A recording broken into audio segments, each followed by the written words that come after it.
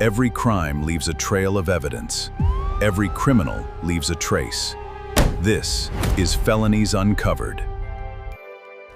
It was just a video game, but these items represented dedication, they represented time and trust. But when a weapon was sold without permission, conflict crossed into the real world.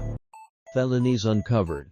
The virtual sword betrayal. To most people, it was just a video game. Just another fantasy world filled with monsters, magic, and legendary weapons. But for millions of players in the early 2000s, these online worlds became something much more. They were places where friendships were built, reputations were earned, and digital treasures carried real value. What happened next would blur the line between the virtual world and reality forever. The early 2000s marked a turning point in gaming history. High-speed internet was becoming more common, and millions of players were logging into persistent online worlds for the very first time. These weren't games that ended when you turned off the computer. They continued day and night, with thousands of real people exploring, fighting, trading, and building friendships together. For many players, these virtual worlds became a second home, where achievements were earned through countless hours of dedication and teamwork. One of the games capturing players' attention was an online fantasy role-playing game called Legend of Mir 3.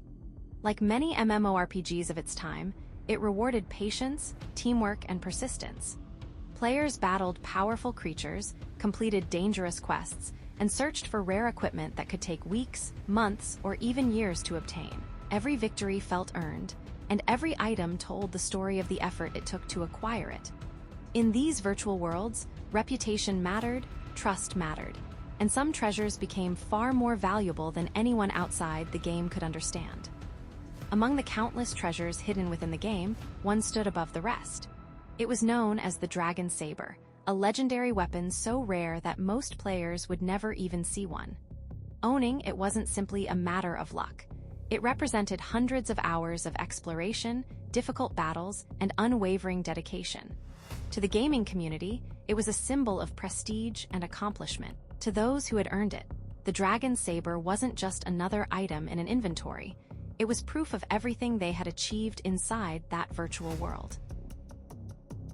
Among the players chasing these legendary rewards was a man named Q Chengwei.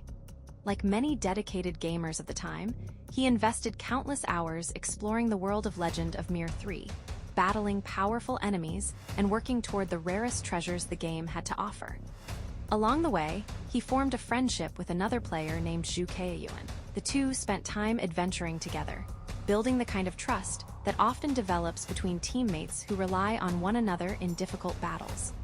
Eventually, Q achieved what many players believed was nearly impossible. He obtained the legendary Dragon Sabre. It was a remarkable accomplishment, and one that represented an enormous investment of time and effort. Trusting his friend completely, Q later allowed Zhu to borrow the weapon. It seemed like a simple favor between friends. Neither of them could have known that this single decision would set in motion one of the most unusual crimes in gaming history. At first, nothing seemed out of the ordinary. Q believed his trusted friend would eventually return the Dragon Sabre. But behind the scenes, Zhu made a decision that would change both of their lives forever. Without Q's knowledge or permission, Zhu sold the legendary weapon to another player for 7,200 yuan, the equivalent of several hundred US dollars at the time. To an outsider, it may have sounded unbelievable that someone would pay real money for a virtual sword. But within the growing online gaming community, rare digital items had already become valuable commodities, bought and sold in an emerging virtual marketplace.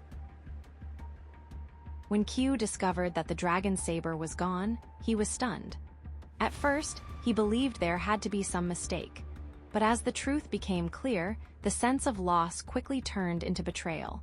The person he had trusted most inside the game had secretly sold one of his most prized possessions. Determined to get it back, Q reported the incident to local authorities, believing a theft had taken place. But investigators faced a question no one had seriously confronted before. How could the law treat the theft of something that didn't physically exist? Although the sword had real value to players and had even been sold for real money, it was still viewed by many as nothing more than data inside a computer game. With no clear legal framework for virtual property at the time, Q was told there was little that could be done. With no clear answers from the authorities, Q was left with a growing sense of frustration. In his eyes, this was not just a missing item inside a computer game. It was something he had earned through countless hours of effort, something that represented his dedication and achievement. The fact that the law did not recognize the loss only made the situation feel more personal. As the gaming world continued to grow, this case exposed a problem that many people had not considered before. The internet was creating a new kind of property, but society was still trying to understand its value. The Dragon Sabre existed only in a virtual world, but the emotions surrounding it were completely real. As the days passed, Q's frustration only deepened. Every attempt to recover the Dragon Sabre had failed. The sword was gone, his trust had been shattered, and the legal system offered no solution. What had begun as a disagreement between two friends inside a virtual world was no longer about a game. It had become a deeply personal betrayal. Instead of accepting the loss, Q focused on the one person he believed was responsible. The conflict that started with a digital transaction was now moving beyond the computer screen.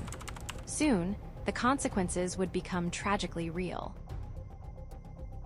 As Q's anger and sense of betrayal continued to grow, he became convinced that the only person responsible was Zhu Keiyuan.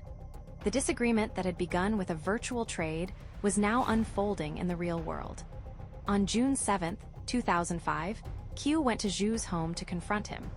What happened next transformed an online dispute into a homicide investigation. According to court records and news reports, Q attacked Zhu while he slept, fatally stabbing him. Zhu Keiyuan died from his injuries, and Q was later arrested by Chinese authorities. What had started as the loss of a virtual item had ended with the irreversible loss of a human life. After the investigation was complete, Q Chengwei faced the consequences of his actions. In 2005, a Shanghai court sentenced Q to death with a 2-year reprieve for the killing of Zhu Keiyuan. Under Chinese law, that meant the sentence could be reduced to life imprisonment if he met the required conditions while in custody. The verdict brought an end to the criminal case, but the questions raised by the tragedy continued. This was no longer just a story about a video game or a rare digital sword. It became one of the earliest cases to force society to confront a new reality. Online possessions could carry real financial value, emotional meaning, and real-world consequences. The Dragon Sabre existed only inside a virtual world. But the friendship that was broken, the life that was lost, and the consequences that followed were completely real. Decades later, as digital items, virtual currencies, and online economies continue to grow, the question raised by this case remains important. When something exists only online, but people value it in the real world, how should society treat it? Behind every investigation is a story waiting to be uncovered, a trail of evidence, a search for the truth.